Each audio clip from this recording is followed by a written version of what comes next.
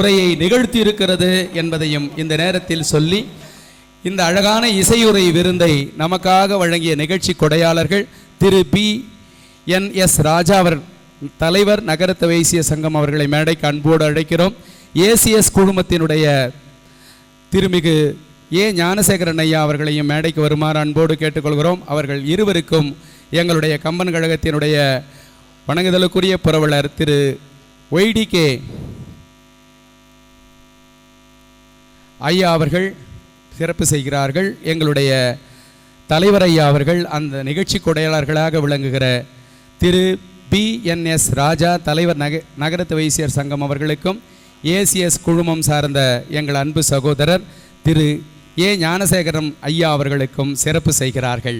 அடுத்து மிக அழகாக விழா பேருரை நிகழ்த்துவதற்காக எங்களுடைய இதயங்களிலெல்லாம் நீக்கமர நிறைந்திருக்கிற வைகையிலே இருந்து வருகின்ற எங்களுடைய அருமை அண்ணன், எங்கள் பாசத்திற்குரிய அண்ணன் கம்பன் செய்த பாயிரம் நெஞ்சில் நிற்கும் ஆயிரம் என்கின்ற அற்புதமான தலைப்பில் ஒரு அழகான சிறப்புரையை நிகழ்த்த இருக்கிறார்கள்.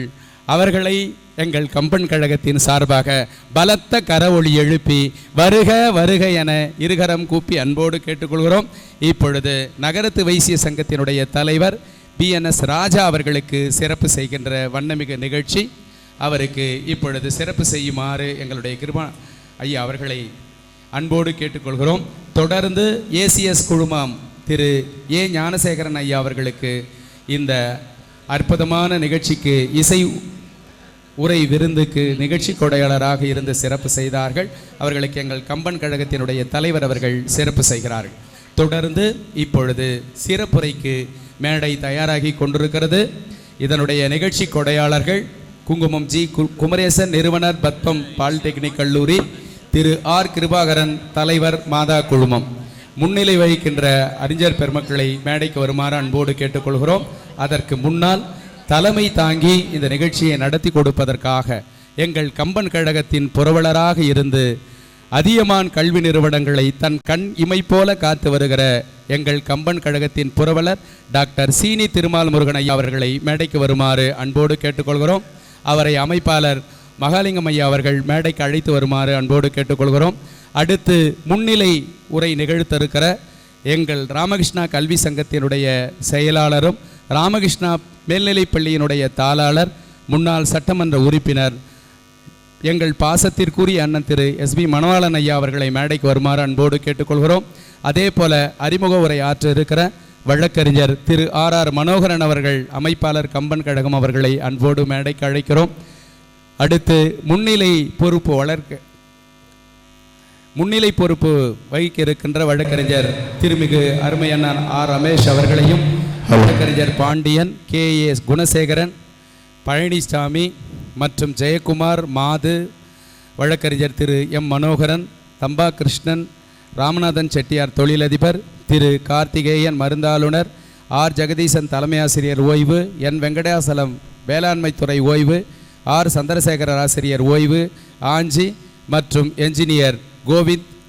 அடுத்து வழக்கறிஞர் பூபதி திரு யோகானந்தம் ஆகிய சான்றோர் பெருமக்களை மேடைக்கு வருமாறு அன்போடு கேட்டுக்கொள்கிறோம். அதே போல எங்கள் கம்பன் கழகத்தின் விழா பேருரை நிகழ்த்த இருக்கின்ற பள்ளி கல்வித்துறையினுடைய மேனாள் அமைச்சர் மிக சிறந்த நாவன்மை மிக்க நாவுக்கரசர் வைகை செல்வன் ஐயா அவர்களை மேடைக்கு வருமாறு மெத்த பணிவன்போடு கேட்டுக்கொள்கிறோம். அவருடைய உரைக்கு எங்களுடைய அற்புதமான நிகழ்ச்சி இப்பொழுது இங்கே நிகழ இருக்கிறது.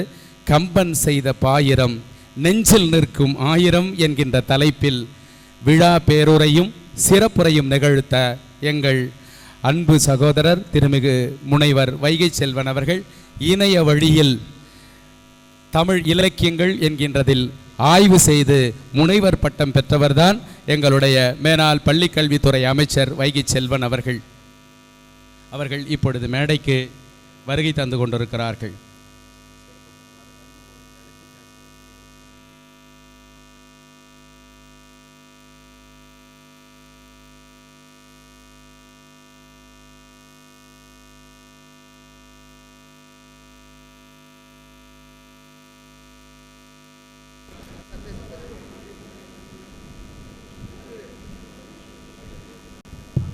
அடுத்து அறிமுக உரை ஆற்ற வருகிறார் வழக்கறிஞர் ஆர் மனோகரன், அமைப்பாளர் கம்பன் கழகம்.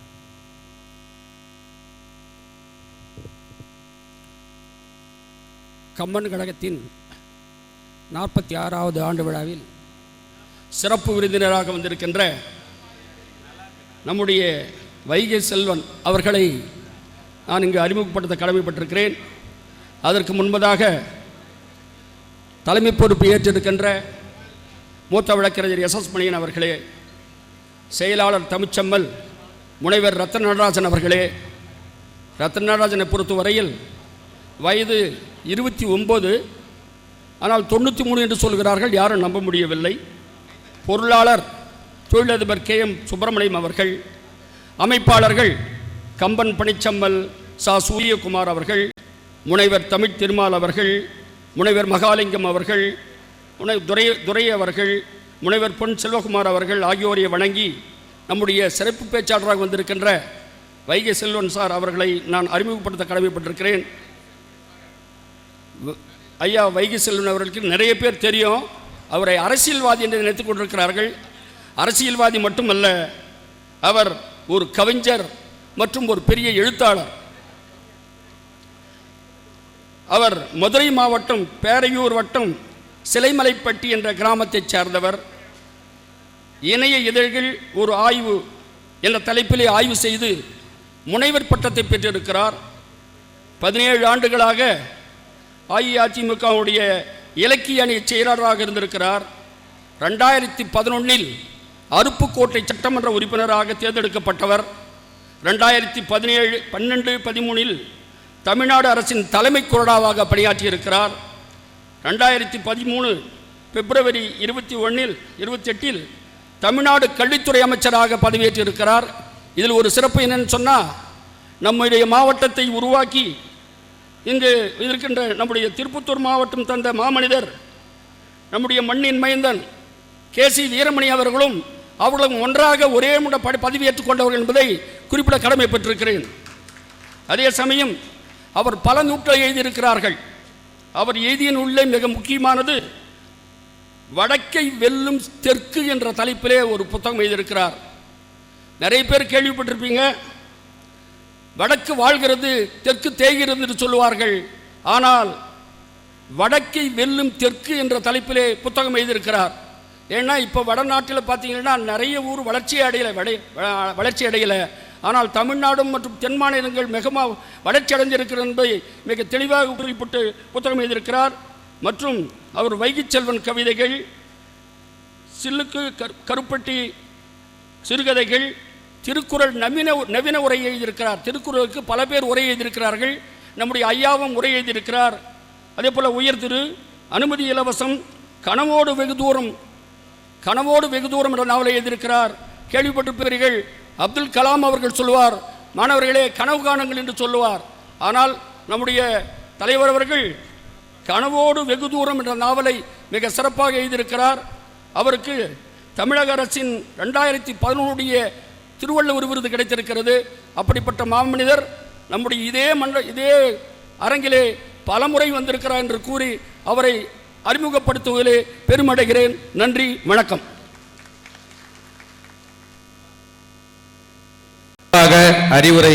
அறிமுக உரை நிகழ்த்திய எங்களுடைய கம்பன் கழகத்தினுடைய அமைப்பாளர் வழக்கறிஞர் ஆர் மனோகரன் அவர்களுக்கு நன்றி. அடுத்து முன்னிலை உரை நிகழ்த்த வருகிறார் ராமகிருஷ்ணா மேல்நிலைப் பள்ளியினுடைய தாளாளர், முன்னாள் சட்டமன்ற உறுப்பினர் திருமிகு SP மணவாளன் ஐயா அவர்களை முன்னிலை உரை ஆற்ற வருமாறு உங்கள் சார்பாக அன்பு பாராட்டி அழைக்கிறோம்.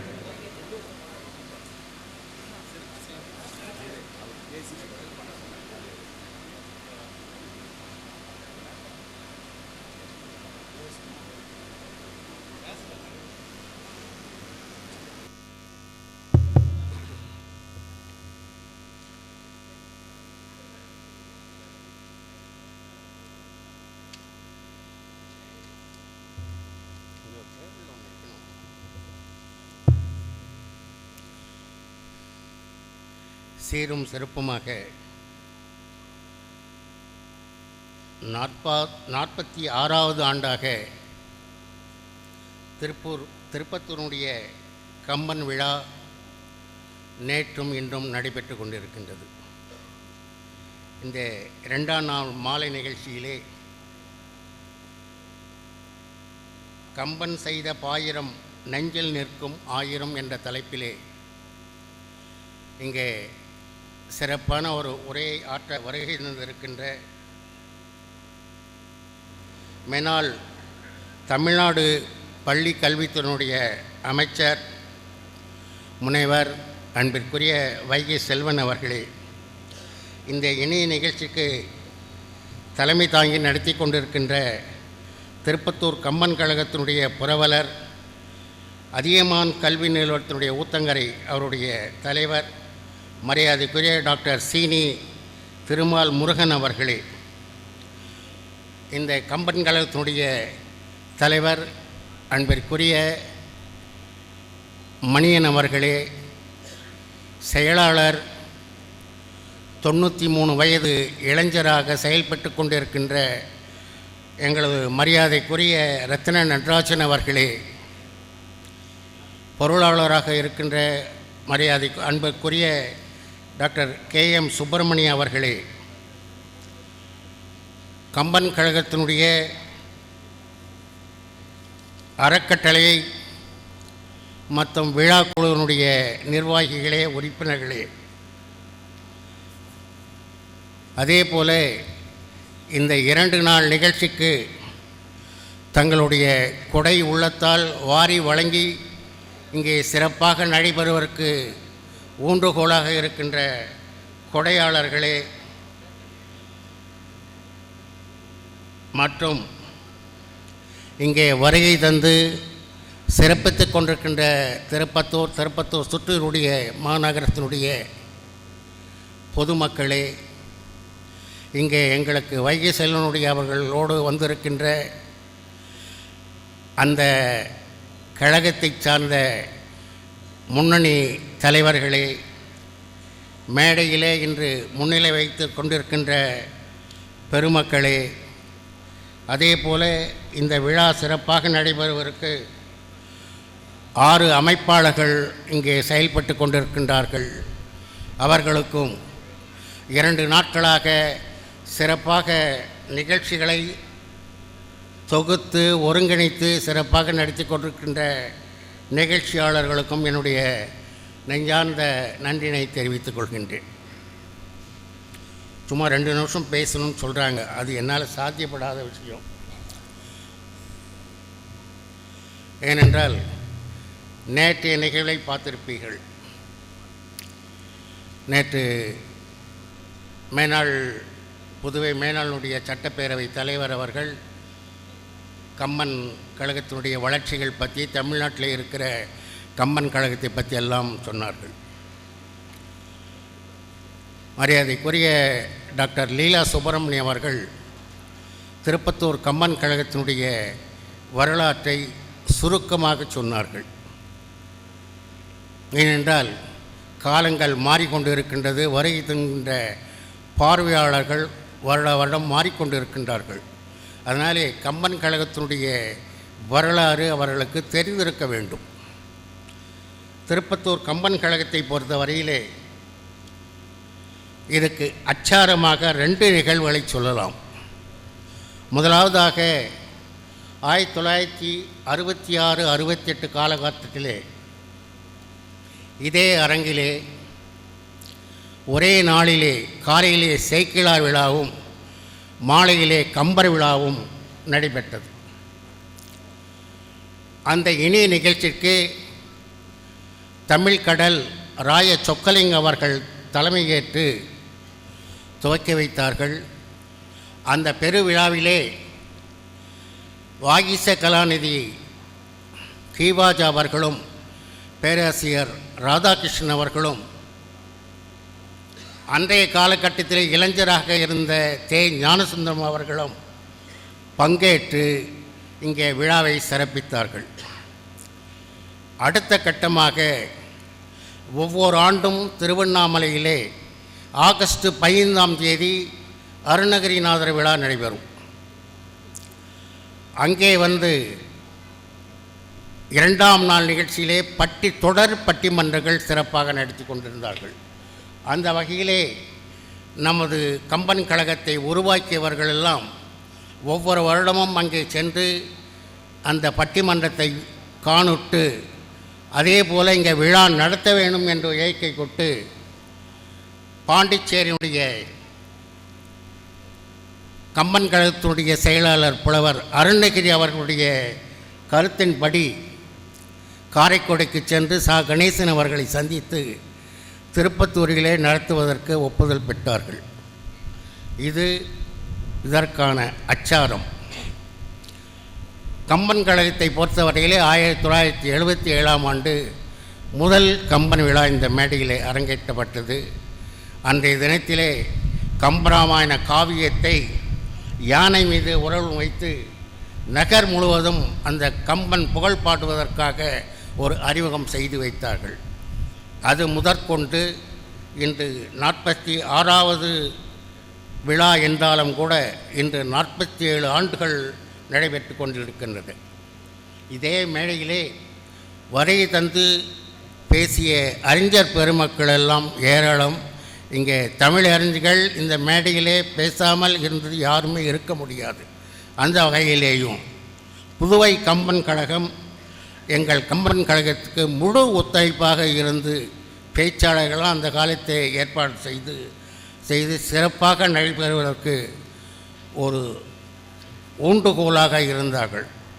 அந்த வகையிலே அந்த காலகட்டத்திலே இருந்து தமிழ்நாட்டில் இருக்கிற கம்பன் கழகத்திலேயே சிறப்பான ஒரு 3 கம்பன் கழகம் எடுத்துக்கொண்டால் முதலாவதாக தாய் கழகமாக இருக்கின்ற காரைக்குடி, அடுத்து சென்னையிலே இஸ்மாயில் தலைமையிலே இயங்கிக் கொண்டிருக்கின்ற சென்னை கம்பன் கழகம், அடுத்து 3வதாக சேர்ந்த செயல்பாடுடைய கம்பன் திருப்பத்தூர் கம்பன் கழகம் என்றுதான் பல ஆண்டுகளாக நாங்கள் இந்த கம்பன் கழகம் பெயர் பெற்று வருகின்றார்கள். அந்த வகையிலே சிறப்பான ஒரு நிர்வாகத்தை ஏற்படுத்தி கொண்டிருக்கின்ற கம்பன் கழகம் சிறப்பாக செயல்பட வேண்டும். இதில் இன்னொரு விசேஷம் என்னென்றால், இப்போ 93 வயது இளைஞராக இருக்கின்ற மரியாதைக்குரிய ரத்தன் அவர்கள் 77 எங்கள் தந்தையார் தலைமையிலே உருவாக்கப்பட்ட கம்பன் கழகத்திலே உதவி தலைவராக இருந்தார்கள். அது முதற்கொண்டு இப்போ 47 ஆண்டுகளாக இந்த கம்பன் கழகத்தை இப்போது செயலராக இருந்து எங்களுக்கே அச்சமாக இருக்குது. அந்த வயசில் இவ்வளோ வேலை செய்ய முடியுமான்னு எல்லா தலைவருக்கு இடம் கொடுக்காதபடி அவரே எல்லா வேலையும் செய்து வர்றார்.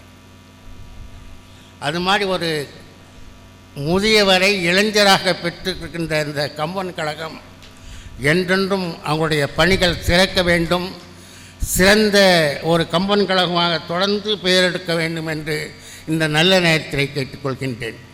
இங்கே வருகை தந்திருக்கின்ற முன்னாள் அமைச்சர் அன்புக்குரிய வைகை செலன் அவர்கள் 22ஆம் ஆண்டு இதே அரங்கத்திலே எங்களது வேண்டுகோளை ஏற்று 64வது நாயன்மாராக போற்றி வணங்கி வரும் சிறுமுருக கிருபானந்த வாரியாருடைய பிறந்த நாள் நிகழ்ச்சியிலே இங்கே வருகை தந்து சிறப்பான ஒரு உரையை அமைத்திருக்கின்றார்கள்.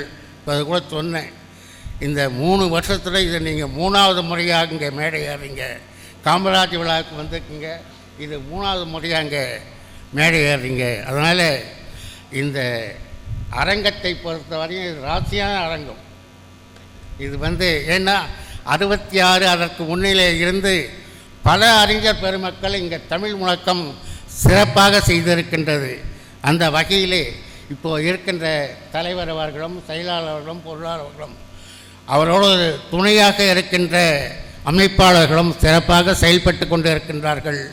அந்த கம்பன் கழகத்துடைய பணிகள் சிறக்க வேண்டும், அவர்கள் வாழ்வாங்கு தெரிப்பம் திருப்பத்தூர் கம்பன் விழா முதன்மை பெற வேண்டும் என்று சொல்லி இந்த அரிய வாய்ப்பை அளித்ததற்காக மீண்டும் என்னுடைய நெஞ்சார்ந்த நன்றியை தெரிவித்து விட வருகின்றேன்.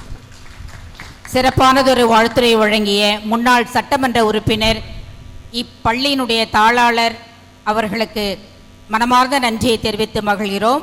இப்பொழுது கம்பன் கழகத்தின் புரவலராகவும் அதியமான் கல்வி நிறுவனங்களின் நிறுவன தலைவராகவும் இருந்து இன்று வருகை தந்திருக்கும் எங்களுடைய நிரந்தர புரவலர் டாக்டர் சீனி திருமால் முருகன் அவர்களை வாழ்த்துரை வழங்குமாறு அன்பு பாராட்டி அழைக்கிறோம்.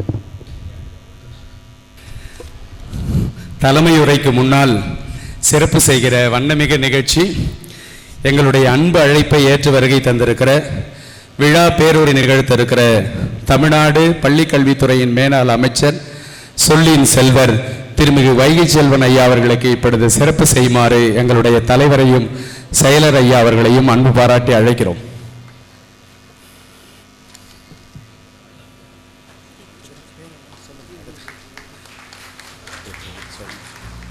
அடுத்து மிக சிறப்பாக முன்னிலை உரை வழங்கிய ராமகிருஷ்ணா மேல்நிலைப் பள்ளியினுடைய தாளாளர் அவர்களுக்கு இப்பொழுது சிறப்பு செய்யப்படுகிறது.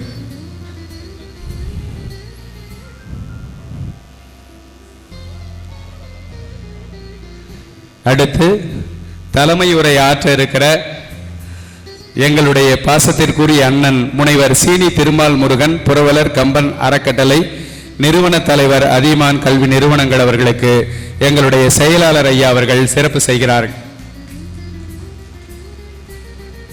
தொடர்ந்து முன்னிலை பொறுப்பு வகிக்கிறவர்களுக்கு இப்பொழுது சிறப்பு செய்யப்படுகிறது. அடுத்து முன்னிலை வைக்கின்ற வழக்கறிஞர் ஆர் ரமேஷ் அவர்களுக்கு சிறப்பு செய்யப்படுகிறது. அடுத்து வழக்கறிஞர் எஸ் மாது அவர்களுக்கு சிறப்பு செய்யப்படுகிறது. அடுத்து வழக்கறிஞர் எம் மனோகரன் அவர்களுக்கு சிறப்பு செய்யப்படுகிறது.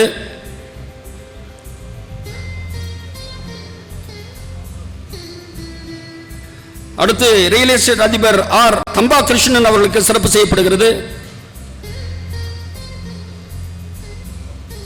சோனியா அகாடமி நிறுவனர் ஐ ஆஞ்சி அவர்களுக்கு சிறப்பு செய்யப்படுகிறது.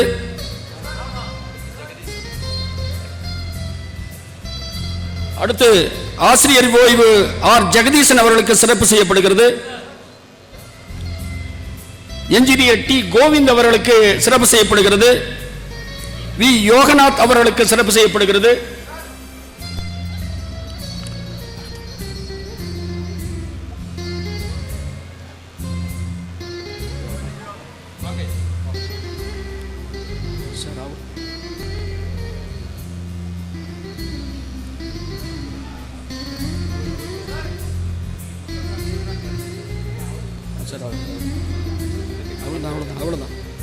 கிருஷ்ணகிரி கம்மன் கழகத்திலிருந்து வருகை தந்திருக்கிற அதனுடைய தலைவர் மதிப்பூர் முனைவர் இ ரவீந்திரன் அவர்களுக்கு சிறப்பு செய்யப்படுகிறது. அடுத்து கிருஷ்ணகிரி கம்பன் கழகத்தினுடைய செயலாளர் முனைவர் சா முருகேசன் அவர்களுக்கு சிறப்பு செய்யப்படுகிறது. விரைவாக வருமாறு அன்போடு கேட்டுக்கொள்கிறோம். மதிப்பூர் முனைவர் ஆ கா முரு அருள் துணைத் தலைவர் அவர்களுக்கு சிறப்பு செய்யப்படுகிறது. ஆர் பன்னீர்செல்வம் அவைத்தலைவர் அவர்களுக்கு சிறப்பு செய்யப்படுகிறது. இரா முருகன் இயக்குனர் அவர்களுக்கு சிறப்பு செய்யப்படுகிறது. திரு மு ஸ்ரீரங்கன் ஆகிய 6 பொறுப்பாளர்கள் நம்முடைய அன்பு அழைப்பை ஏற்று கிருஷ்ணகிரி கம்மன் கழகத்திலிருந்து வருகை தந்திருக்கிறார்கள். அவர்களுக்கு பலத்த கரவொலி எழுப்பி அவர்களை சிறப்பு செய்யுமாறு அன்போடு கேட்டுக்கொள்கிறோம்.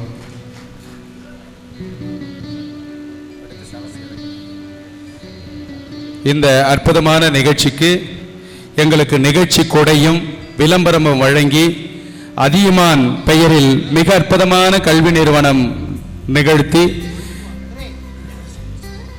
திரு ஆர் சந்திரசேகரன் ஆசிரியர் ஓய்வு அவர்களை மேடைக்கு வருமாறு அன்போடு கேட்டுக்கொள்கிறோம். அவருக்கு சிறப்பு செய்யுமாறு அன்போடு கேட்டுக்கொள்கிறோம்.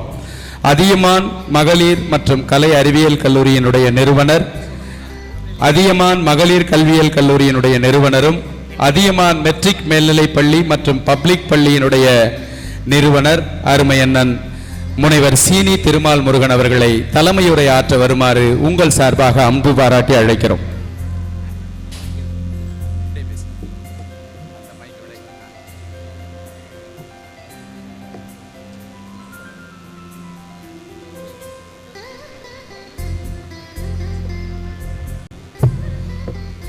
அண்டர்தம் துயரம் தீர அயோத்தி மாநகரில் வந்து தண்டகாருண்யம் சென்று சமுத்திரம் மீது அணையை கட்டி கொண்டு ராவணனை மாற்ற கோதண்டம் கையில் ஏந்தும் புண்டரீக கண்ணன் ராமன் பொன்னடி போற்றி. திருப்பத்தூர் நகரிலே 46வது ஆண்டாக நடைபெறுகின்ற வாழ்வியலை வெளிப்படுத்துகின்ற, நமக்கு தருகின்ற ஒரு அற்புதமான நிகழ்வாக நடைபெற்று வருகின்ற கம்பன் விழாவில் தலைமையுரை ஆற்றுவதற்கு வாய்ப்பினை அளித்திட்ட விருந்தோம்பலுக்கு சொந்தக்காரர், புன்முறுவலோடு அனைவரையும் வரக்கூடிய அருமை அண்ணன் கம்பன் கழகத்துடைய தலைவர் ஐயா மணியன் ஐயா அவர்களே, எனக்கு ஆசானுக்கு ஆசானாய் வழிகாட்டி நெறிவூட்டி வழிநடத்தி வருகின்ற, என்றென்றும் இளைஞராய் எங்களுக்கெல்லாம் உந்து சக்தியாய் திகழ்கின்ற, போற்றுதலுக்கு மரியாதைக்கும் உரிய பேராசிரியர் பெருமகனார் ரத்னராசனியா அவர்களை பொற்பாதங்களை வணங்கி, இந்த நிகழ்விலே மருத்துவ துறையிலே இருந்தாலும் பொறியியல் துறையிலே இருந்தாலும் இணையர்களாக இந்த கம்பன் விழாவிலே தங்களை இணைத்து செயலாற்றி வருகின்ற, போற்றுதலுக்கு மரியாதைக்கும் உரிய மருத்துவர் லீலா சுப்பிரமணியம் மற்றும் சுப்பிரமணியா அவர்களே, அருமையான இந்த நிகழ்வினை ஆண்டுதோறும் சீரும் சிறப்பாக நடத்தி வருகின்ற கம்பன் விழாவினுடைய அறக்கட்டளை உறுப்பினர்களே, பெரியோர்களே, அருமையாக முன்னிலை உரை நிகழ்த்தி இருக்கின்ற, போற்றுதலுக்கும் மரியாதைக்கும் உரிய இப்பள்ளியினுடைய தாளாளரும் முன்னாள் சட்டமன்ற உறுப்பினர் ஐயா அவர்களையும் வணங்கி, குடியேற்றம் நகரிலே இருந்து வருகை புரிந்து எங்களை எல்லாம் வாழ்த்தி கொண்டிருக்கின்ற,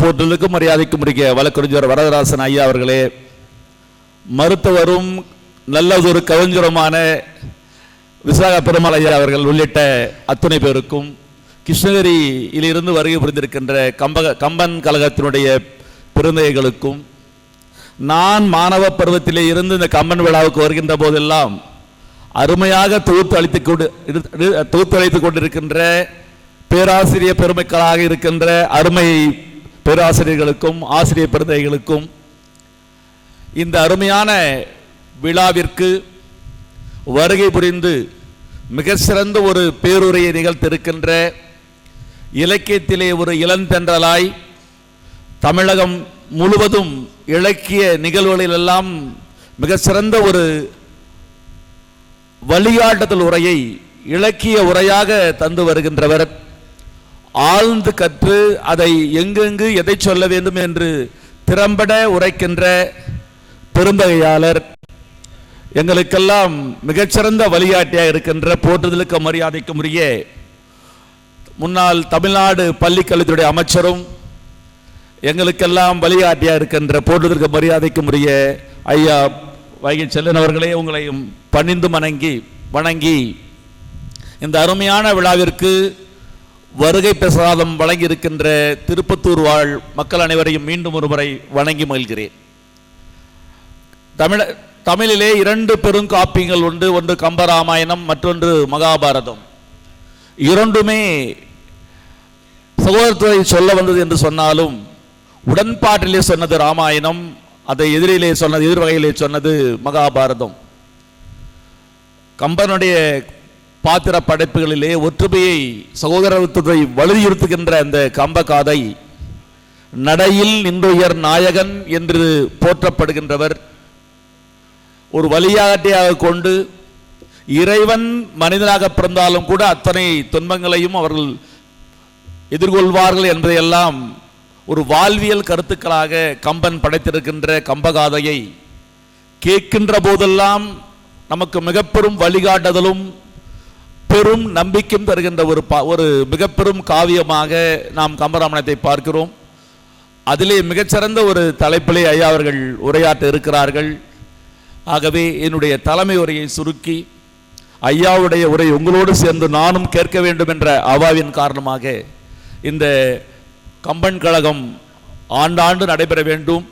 அத்துணை ஆண்டிலும் நானும் வந்து இந்த நிகழ்ச்சியிலே பங்கு பெற வேண்டும் என்ற அளப்பரிய ஆர்வத்தோடு இங்கு வருகை புரிந்து இந்த விழாவை சிறப்பித்திருக்கின்ற அனைவரும் எல்லா வளமும் நலமும் பெற வேண்டும். இதை சிறப்பாக நடத்தி கொண்டிருக்கின்ற அத்துணை பேரும் மிக சிறந்த வளத்தையும் நலத்தையும் பெற வேண்டும் என்று எல்லாம் வல்ல இறைவனை வேண்டி நன்றியோடு முடிக்கிறேன்.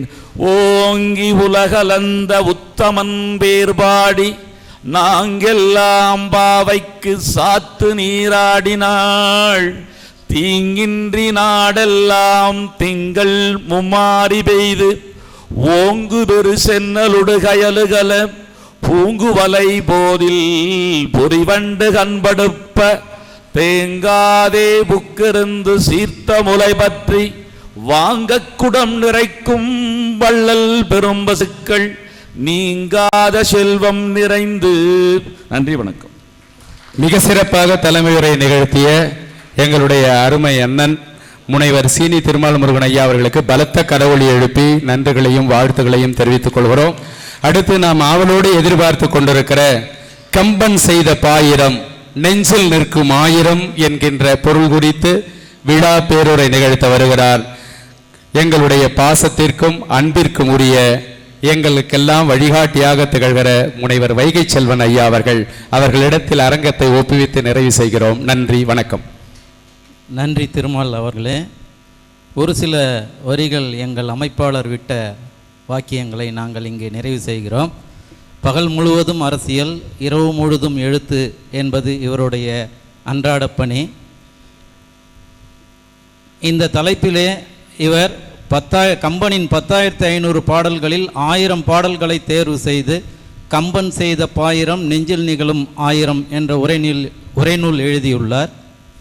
மறைந்த முதல்வர் செல்வி ஜே ஜெயலலிதா அவர்கள் இவருடைய புத்தகங்கள் 3 வெளியிட்டுள்ளார். சில நூல்களுக்கு அணிந்துரையும் எழுதியுள்ளார்.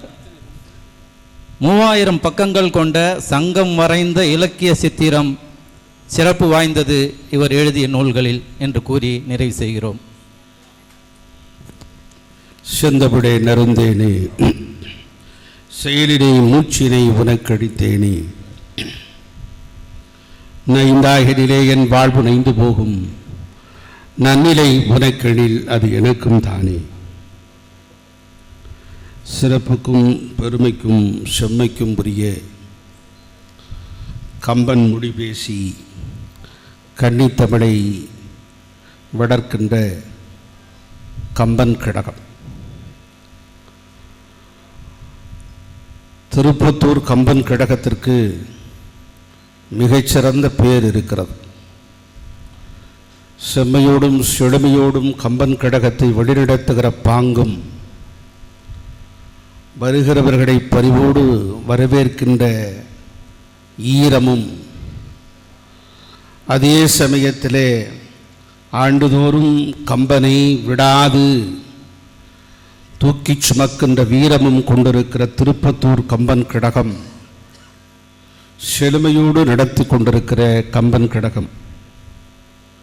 அப்படிப்பட்டிருக்கிற செம்மாந்து தீராத வேட்கையோடும் தீர்ந்து போகாத லட்சியத்தோடும் தமிழையும் கம்பனையும் தூக்கி சுமக்கிற திருப்பத்தூர் கம்பன் கடகத்திற்கு 3 பேர் வழிநடத்துகிற ஆற்றல் பெற்றவர்களாக இருக்கிறார்கள். இவற்றின் தலைவராக நான் பெரிதும் நேசிக்கிற, பெரிதும் மதிக்கிற, என்னையும் நேசிக்கின்ற ஒரு நல்ல மனிதர், வழக்குரைஞர், சிறந்த பண்பாளர் எஸ் மணியன் ஐயா அவர்களே. இந்த கம்பன் கடகத்தினுடைய செயலாளராக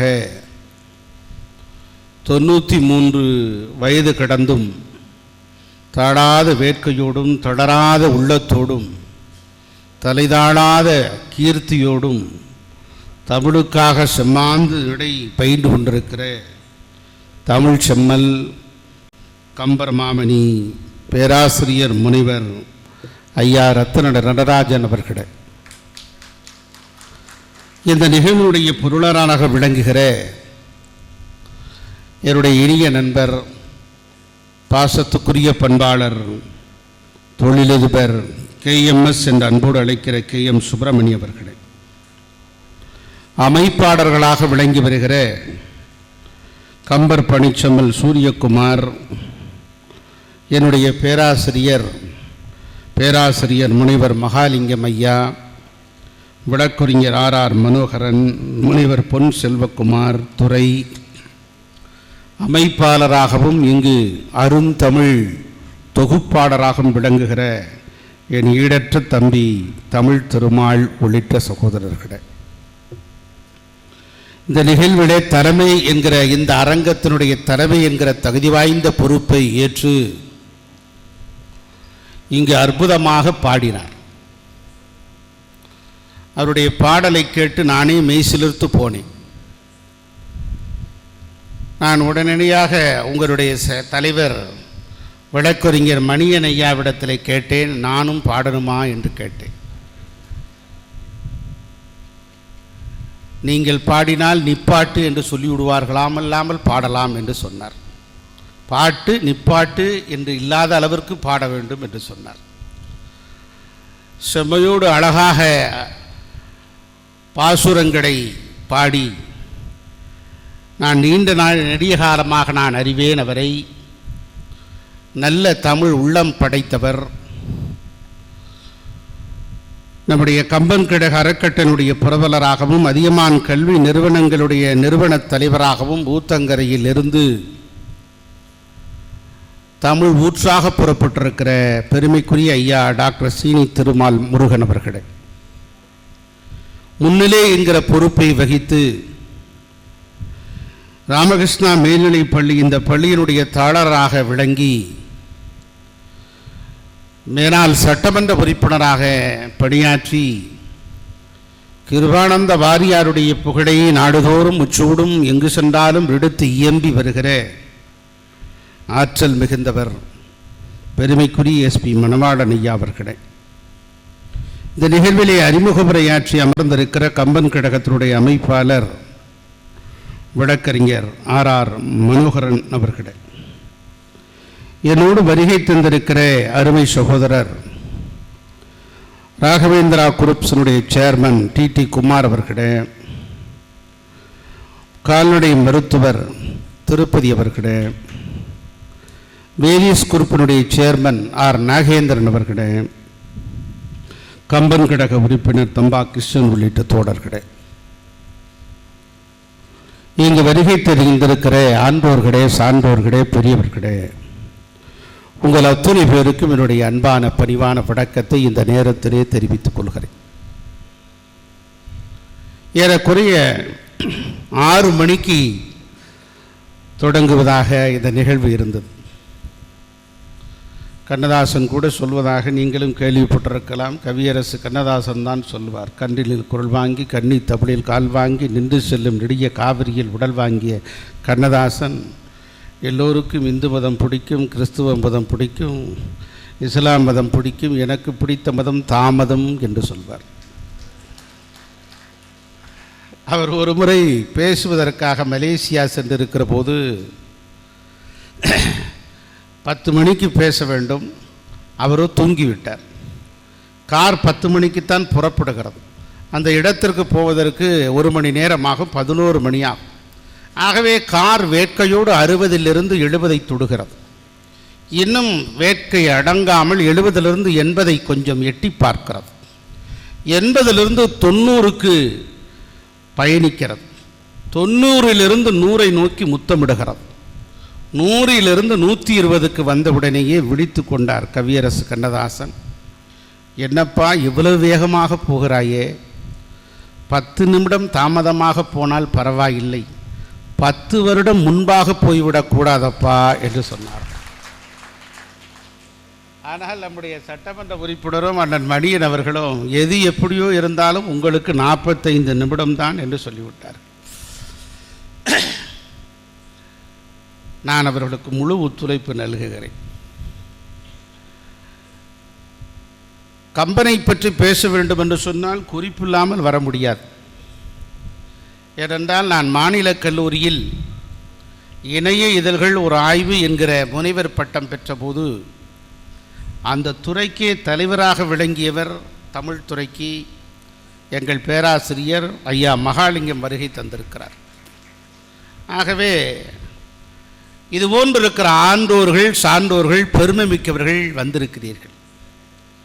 குறிப்பிடுத்து பேசாத பேச்சும் குறிபார்த்து சுடாத துப்பாக்கியும் வீணானது. ஆகவே நீண்ட நெறிய தூரம் ஒரு ஆய்வை போல பேசலாமா என்று எண்ணி பார்த்தேன். கடந்த முறை பாடல்களாகவே ஒரு 50 பாடல்களின் மேலே பேசி அதற்குரிய பொருளை சொல்லி 2 ஆண்டுகளுக்கு முன்பு ஒரு ஆய்வு நோக்கில் பேசியது வரவேற்பை பெற்றது. இன்று பாடல்கள் இல்லாமல் பொருளை சொல்லி பொருளிலிருந்து நாம் தொடங்கி அப்படியே சென்று விடலாமா என்று ஒரு புதிய யுத்தியை கையாண்டுகிற விதத்திலே இன்று என்னுடைய பேச்சு அமையவிருக்கிறது.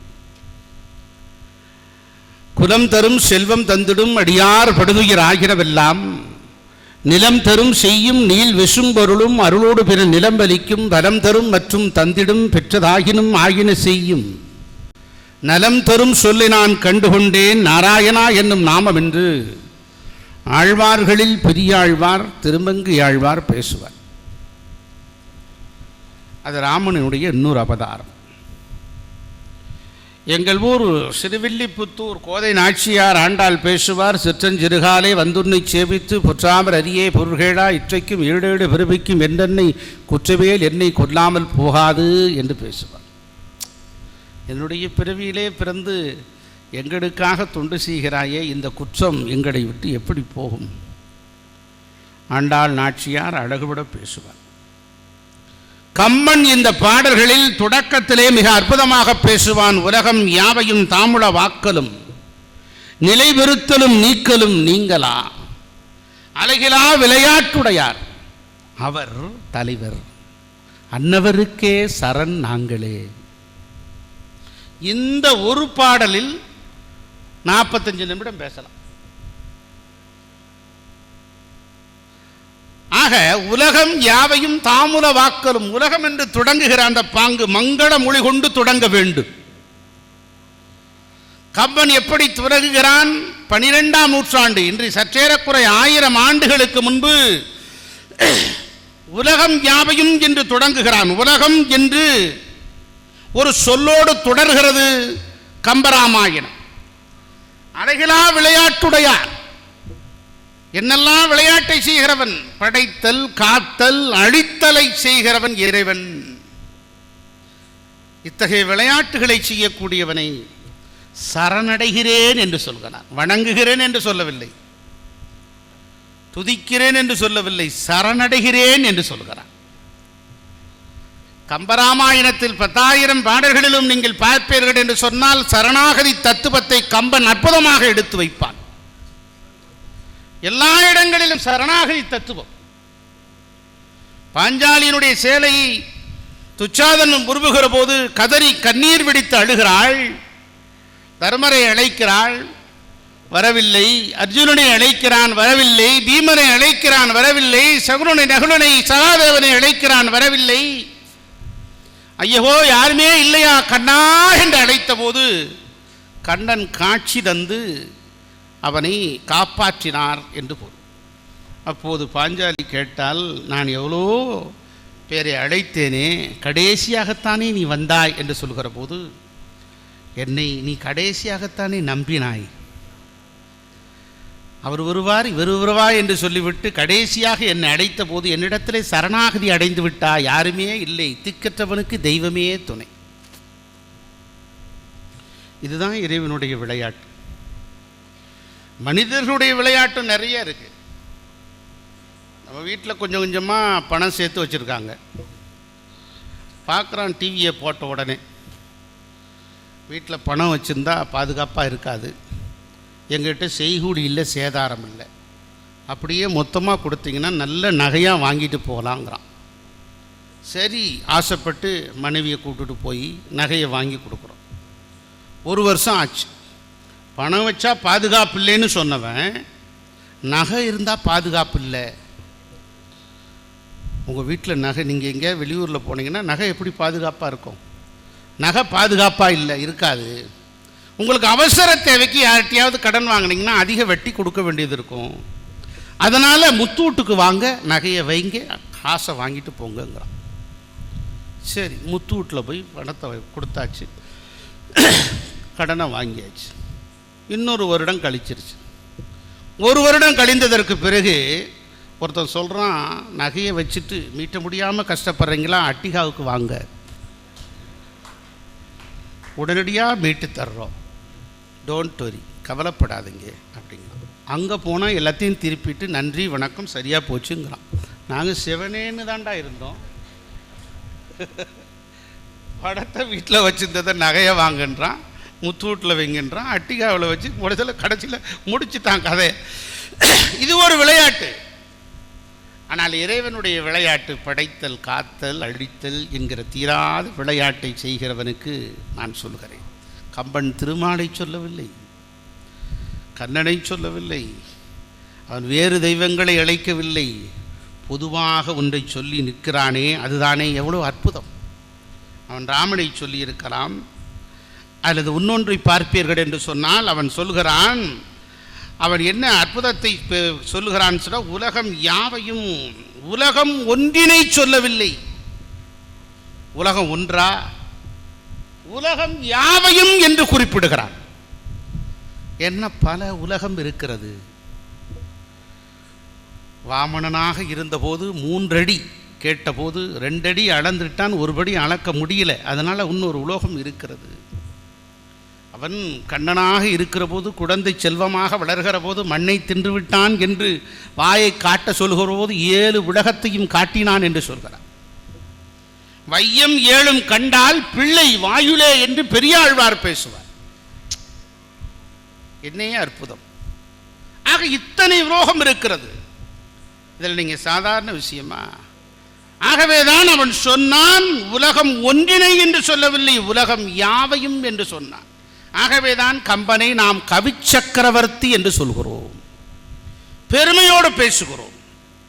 தாயா தமிழா, தரணியா, யார் செய்த தவம் நீ? கம்பா, தாயா தமிழா தரணியா, யார் செய்த ஓயா தவம் நீ சொல். ஓ கம்பா, நீயே புகழ் எமக்கு என்று சொன்னால், கம்பன் காப்பியம் 1000 ஆண்டு கிடந்தும் நிற்கிறது என்று சொன்னால் அதனுடைய வளமை, அதனுடைய அற்புதம், நேர்த்தி என்பதை நாம் பார்க்க வேண்டும். ஆக கடவுள் வாழ்த்திலே கூட அவன் சமரசம் அடையவில்லை. கடவுள் வாழ்த்திலே கூட அவன் தன்னுடைய எதை பற்றியும் குறிப்பிடவில்லை. நான் ஏற்கனவே சொன்னேனே, சரணாகதி தத்துவத்தை சொன்னான். லக்குவனும் அனுமனும் சரணாகதி அடைந்திருக்கிறார்கள் ராமனிடத்திலே. சுக்ரீவன் ராமனிடத்திலே சரணாகதி அடைந்து விட்டான். வீடனன் ராமனிடத்திலே சரணாகதி அடைந்து விட்டான். சரணாகதி தத்துவத்தை கம்பன் எல்லா இடங்களிலும் சொல்கிற போதுதான் எல்லா அந்த பாத்திரங்களே விஞ்சி நிற்கிற படைப்புகளாக நிற்கிறது. ஒரே வரியில் சொல்லுங்க அப்படின்னு சொல்லி கவிஞர் வாலி இடத்துல கேட்டாங்க கம்பராமாயணத்தை பற்றி. அவர் சொன்னார், சீதையை பிரித்தது புள்ளிமான், சேர்த்தது அனுமான் என்று சொன்னார். சீதையை பிரித்தது புள்ளிமான், சேர்த்தது அனுமான் என்று சொன்னார். இன்னொரு கவிஞன் சொன்னான், தசரதனுக்கு 1000 மனைவிகள், ஒரு சந்தேகமும் இல்லை. தசரதனுக்கு 1000 மனைவிகள், ஒரு சந்தேகமும் இல்லை. ராமனுக்கோ ஒரு மனைவி, 1000 சந்தேகங்கள் என்று சொன்னார். என்ன சிறப்பு! ஆக எப்படியெல்லாம் ராமன் தன்னுடைய கற்புக்கரசி சீதையை சந்தேகப்படுகிறான் என்பதை வால்மீகி ராமாயணம் புட்டு புட்டு வைக்கிறது. நம்முடைய கம்பராமாயணத்தினுடைய காட்சியினுடைய படலங்களை.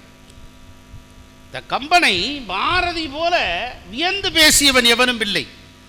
9ஆம் நூற்றாண்டு என்று சொல்கிறார்கள், 12ஆம் நூற்றாண்டு என்று சொல்கிறார்கள் காப்பியத்தை. சரி, பாரதி வருகிற காலகட்டத்தில் 20ஆம் நூற்றாண்டில் சொன்னான், நான் கம்பனை போல், வள்ளுவனை போல், இளங்கோவை போல் இந்த புவிதனில் நான் கண்டதில்லை என்று பேசுகிறார். எல்லோருக்கும் வியப்பு. என்ன கம்பனை தூக்கி சீனியாரிட்டி லிஸ்ட்டில் ஃபர்ஸ்ட்டில் போட்டானே. ஆசிரியராக இருந்தால் கோர்ட்டில் கேஸ் போட்டுருவாங்க. எங்களுக்கு சீனியாரிட்டி லிஸ்ட் வேணும் அப்படின்னு சொல்லி. ஆக யாரை சொல்ல வேண்டும்? வள்ளுவனை போல், இளங்கோவை போல், கம்பனை போல் அல்லவா சொல்லி இருக்க வேண்டும். கம்பனை முதலில் ஏன் குறிப்பிடுகிறான் பாரதி? பாரதி சொன்னால் ஒரு உண்மை இருக்கும், சத்தியம் இருக்கும். தன்னையே எரித்து தனலாக எரிந்து இருட்டும் உலகத்துக்கு நெருப்பாகி வெளிச்சத்தை தந்தவன் எட்டயபுரத்து பாட்டன் பாரதி. அவன் எழுதியதை பூரா வாழ்கிறவன் பாரதி.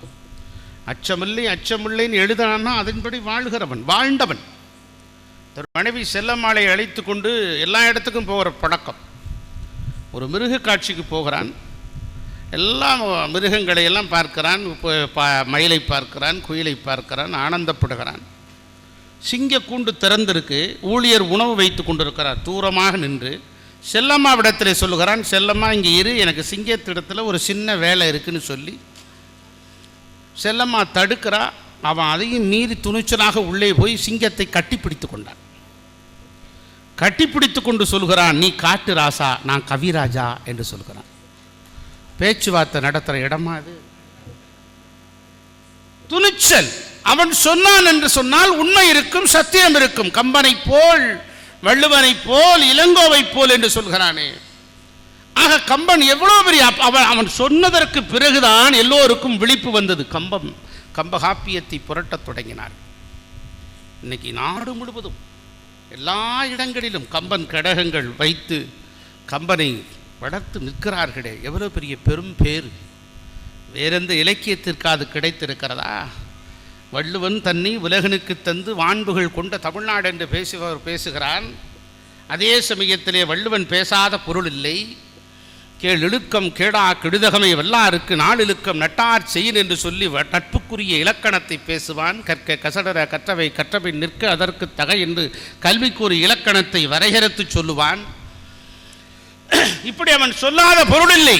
கற்றதனால் ஆயகுன் வாழறிவான் நற்றார் தொழார் எனின் என்று இன்னொரு பக்கம் பேசி சொல்வான். தொட்டனை தூரும் மணற்கேணி மாந்தருக்கு கற்றனை தூரும் அறிவு என்று பேசுவான்.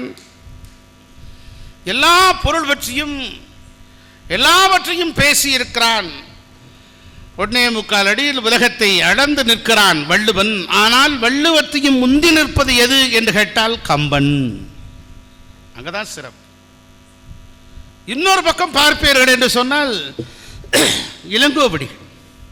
சிலப்பதிகாரத்தினுடைய மகத்தான படைப்பல்லவா இளங்கோ. அரசியல் பிழைத்தோருக்கு அறம் கூற்றாகும், ஊழ்வினை உறுத்து வந்து ஊட்டும், முறைசால் பத்தினியை உயர்ந்தோர் ஏத்தரும். இப்படிப்பட்ட இளங்கோவனுடைய பாத்திர படைப்பு. நீங்கள் எங்கள் ஊர் மதுரை பக்கத்தில் ஒரு ஊர் இருக்கு, கடச்சனேந்தல்னு ஒரு பகுதி. மதுரையில் கடச்சனேந்தல்மா. ஆனால் அதில் உள்ளே இருக்கிற அர்த்தம் என்ன தெரியுமா நண்பர்களே? கடைசி சிலம்பு ஏந்தல் என்பது பெயர்தான் கடச்சனேந்தல் என்று மருவி விட்டது. அந்த ஊரில் போய் அந்த இடத்த போய் பார்க்க போனீங்கன்னா, என்ன கண்ணகி வீட்டை பார்க்க வந்திருக்கீங்களான்னு கேட்குறாங்க. இப்போ ஒரு வாரத்துக்கு முன்பாக கண்ணகி வீட்டை பார்க்க வந்தீங்களாப்பா அப்படின்னு சொல்கிறாங்க. எத்தனை நூற்றாண்டு கடந்து 1000 நூற்றாண்டு கடந்திருக்கிற நிகழ்வை ஏதோ நேற்று நடந்ததை போல கவுந்தியடிகளை பார்ப்பதற்கு அந்த வீட்டிலே அடைக்கலம் ஏந்தி கடைசியாக சிலம்பை ஏந்தி பாண்டிய நெடுஞ்செழியன் இடத்திலே அடைத்து செல்கிறார் என்கிற காட்சியினுடைய நிகழ்வை அங்கு இருக்கிறவர்கள் நேற்று நடந்ததைப் போல, கடந்த மாதம் நடந்ததைப் போல, ஏதோ கடந்த வருடம் நடந்ததைப் போல சொல்கிறார்கள் என்று சொன்னால் இந்த வரலாற்று பதிவு எப்படி சிறப்புரிய இலக்கியமாக இருக்கிறது. ஆனால் அவற்றையெல்லாம் பெண்ணுக்கு தள்ளி கம்பகாவியம் படைத்து நிற்கிறது என்று சொன்னால் அதற்கு அவனுடைய வலிமை மிக்க சக்தி மிக்க பாடல் வரிகள். அதற்கு விதை போட்டவன் பாரதி. விதைத்தவன் உறங்கினாலும் விதைகள் உறங்குவதில்லை. தகுதி உள்ளது தப்பி பிழைக்கும், வெற்றிடத்தை காற்று நிரப்பும். கம்பனை மறைத்து வைக்க முடியுமா? கம்பனை தீயை எவ்வளவு கவிழ்த்து வைத்தாலும், தீப்பந்தம் வைத்து தீயை கவிழ்த்து பிடித்தாலும் தீ மேலோக்கித்தான் எரியும். அதை போலத்தான் கம்பகாவியம் எவராலும் அடித்து ஒழித்து விட முடியாது. காலம் கடந்து நிற்கும். அப்படிப்பட்ட கம்பகாவியம், அப்படிப்பட்ட இதிகாசம். இதிகாசம் என்றால் என்ன தெரியுமா நண்பர்களே? இவ்வாறு நடந்தது என்பதற்கு பொருள்தான் இதிகாசம். ஆக நம்முடைய இந்தியாவில் 2 இதிகாசங்கள் இருக்கிறது. ஒன்று மகாபாரதம், பாரதம். 2வது ராமாயணம். மண்ணாசையால் அழிந்தது மகாபாரதம், பெண்ணாசையால் அழிந்தது ராமாயணம். 2 கதாநாயகர்களும் இறந்து போகிறார்கள். Tragedy drama. நம்ம ஊரில் எப்பயுமே படம் வந்து கதாநாயகன் ஹீரோ இறந்து போயிட்டா படத்தை பார்க்க மாட்டான். ஹீரோ செத்து போயிடாமே இந்த படத்தில் அப்படின்னு சொல்லுவான். இப்போ ஒரு புதுசாக ஒரு படம் வந்திருக்கு. அந்த படத்தில் அந்த படப்பேரெல்லாம் சொல்ல வேணாம், கோவணம் கட்டிட்டு நடிக்கிறாரு. தேட்டரில் நான் உட்காந்து பார்த்துட்ருக்கேன். எனக்கு முன்னால் உட்காந்துருக்கவன் சொல்கிறான், ப்ரொடியூசரை கோவணம் கட்ட வச்சுட்டான் என் டைரக்டருன்ட்டான். ஆக ஒரு ரசிகர்கள் எப்படி கவட்டடிக்கிறாங்க பாருங்க. ஆக 2 இதிகாசங்கள் மகாபாரதமும். மகாபாரதம் கௌரவர்கள் போர் முடிந்து 18 நாள் போர் முடிந்து பாண்டவர்கள் அரியணை ஏறியதற்கு பிறகு அந்த மகாபாரதம் முடிந்து விட்டதா? இல்லை, இனிமேல் தான் தொடர்கிறது. அதற்கு பிறகு கிருஷ்ணன் அஸ்தினாபுரத்துக்கு போகிறான். அஸ்தினாபுரத்துக்கு அருகிலே இருக்கிற ஒரு காட்டு பகுதிக்கு போகிறான். அந்த காட்டு பகுதியிலே மரத்திலே ஏறி தூங்கி கொண்டிருக்கிறான். களைப்பிலே காலை நீட்டி படுத்திருக்கிறான். ஒரு காலை பார்த்தவுடனேயே ஒரு வேட்டுவனுக்கு என்ன தோன்றுகிறது தெரியுமா நண்பர்களே? ஏதோ ஒரு மானை போல தோன்றுகிறது. தூரத்திலே அம்பை எய்கிறான். அம்பு விஷம் தேய்த்த அம்பு. அந்த அம்பு பாதத்திலே படுகிறது. பாதத்திலே பட்டவுடனே விஷம் முழுவதும் ராமனுடைய உள்ளம் முழுவதும் உடல் முழுவதும் ஏறுகிறது. இறந்து போனான். இது வால்மீகி ராமாயணம். சரி, இறந்து போன ராமனை யார் கொன்றது? வேடன். வேடன் யார்? கடந்த காலத்தில் வாலியாக நிற்கிற போது மறைந்து நின்று கொண்டானே அந்த வாலிதான் மீண்டும் ராமனை கொல்கிறான் என்று வரலாறு சொல்கிறார். அதான் ஊழ்வினை வந்து உறுத்துவதும். வள்ளுவனும் சொல்கிறான், விதி முந்தி செல்லும் என்று சொல். ராமன் பரதன் என்ன சொல்கிறான் ராமன் இடத்துல? உன்னை காட்டுக்கு போக சொன்னது கைகையா அம்மாவா? நான் பார்த்தேன் ஒரு கையின்னு சொல்ல போது என்ன சொன்னான்? அரும்பிழை என்று. விதியின் பிழை இது விதியின் பிழை என்றோ இதற்கு ஏன் வெகுண்டாய் மைந்தா என்று சொல்கிறான் ராமன். அதைத்தான் கவியரசு கண்ணதாசன் எளிமையான வார்த்தைகளில் அற்புதமாக ஒரு திரை இசை பாடல்களில் சொல்லியிருப்பார். நதி வெள்ளம் காய்ந்து விட்டால் நதி செய்த குற்றம் அன்று, இது விதி செய்த குற்றம் அன்று அல்லவா என்று பேசுவான். ஆக விதியும் துணை புரிய வேண்டும். இது பகுத்தறிவாளர்களுக்கு வேறு விதமாக இருக்கலாம். ஆனால் எல்லாம் கால சூழ்நிலை ஒன்றாக வர வேண்டும். அப்படி ஒன்றாக இணைந்து இசைந்து வருகிற போதுதான் வெற்றி என்பது சாத்தியமாகும். பருவகாலம் வந்தால்தானே. பருவம் இல்லாமல் நீ ஒரு மூட்டை யூரியாவோ ஒரு மூட்டை உரத்தையோ போட்டால் பூக்குமா? பூக்காது. பருவம் வந்தால் ஒரு மூட்டை உரம் போட வேண்டியதில்லை, அதுவாக பூத்துரும். ஆக பருவம் வர வேண்டும். அதற்கு பேர் தான் காலம் வர வேண்டும் என்று அறிஞர்கள் சொல்லுகிறார்கள். ஆக அப்படி கண்ணனை சொல்லுகிற போது என்ன, ஏன் அப்படி நிகழ்கிறது? காந்தாரியின் சாபம். திருதாசனுடைய மனைவி காந்தாரியை பார்க்க போகிறார்கள். கண்ணன் 100 பிள்ளைகளை கொன்று போட்டு விட்டான். 100 பிள்ளைகளையும் கொன்று போட்டு விட்டானே இந்த கண்ணன். சூழ்ச்சியால் கொன்றாயே, பொய் சொல்லி கொன்றாயே, போரை நீ நினைத்திருந்தால் நிறுத்தியிருக்கலாம் அல்லவா? இப்படிப்பட்ட சூழ்நிலைகளை கொண்டு விட்டாயே, நீ அனாதையாக யாருமற்ற இடத்தில் செத்து போவா என்று சாபம் விடுகிறாள் காந்தாரி. அந்த சாபத்தின் பலனாகத்தான் மரத்தில் அவன் படுத்திருக்கிற போது ஒரு வேடன் அம்பெய்தி கொள்கிறான். அந்த வேடன் ஏற்கனவே மறைந்திருந்து கொண்ட வாலியின் மறுபிறப்பு என்று சொல்கிறார். இது எங்கு போய் முடிகிறது? ஆக இந்த மகாபாரதமும் ராமாயணமும் இப்படி செய்திகளை சொல்லுகிற போது, ராமாயணத்தினுடைய செய்திகள் என்னென்ன என்று நீங்கள் பார்ப்பீர்கள் என்று சொன்னால், ஒரு அற்புதமான சீதையை காட்டுக்கு ஒரு சலவை தொழிலாளி கற்புக்கரசி சீதையை பற்றி சந்தேக கண்ணோடு ஏதோ ஒன்றை குற்றம் சாட்டி விடுகிறான். செய்தி ராமனுக்கு கிடைத்து விடுகிறது. ஏற்கனவே அவன் காட்டுக்கு போய் திரும்பி வந்து அரசனை ஆண்டு கொண்டிருக்கிற போது மீண்டும் சீதையை காட்டுக்கு அனுப்பி விடுகிறான். அப்படி காட்டுக்கு அனுப்பி விடுகிற போது அவர் கர்ப்பிணியாக இருக்கிறார். குழந்தை பிறக்கிறது. லவகுஷன் 2 குழந்தைகள் பிறந்த உடனேயே ஐயோ எந்த தப்பும் செய்யாத என்னை காட்டுக்கு அனுப்பிவிட்டானே நம்முடைய கணவன் ராமன் என்று சொல்லி வேதனையோடு இருக்கிற போது இந்த பூமாதேவியால் பெற்றெடுத்த குழந்தை அல்லவா சீதை, பூமி பிளக்கிறது, பூமிக்குள்ளே விழுகிறாள், மூடிக்கொள்கிறது, இறந்து போனாள். செய்தி ராமனுக்கு வருகிறது. ராமன் பதபதைக்கிறான், குற்றமுள்ள நெஞ்சு குறுகுறுக்கிறது. ஐயோ மனைவி சீதையை கொன்றதற்கு நான் அல்லவா காரணம் என்று ஒன்றும் புரியாதவனாக தனிமையிலே நடந்து வருகிறான். சராயு நதியிலே மூழ்கி செத்து போனான், தற்கொலை செய்து கொண்டான் என்று வால்மீகி ராமாயணம் சொல்கிறது. ஆனால் இந்த இடத்திலே தான் கம்பன் மாறுபடுகிறான்.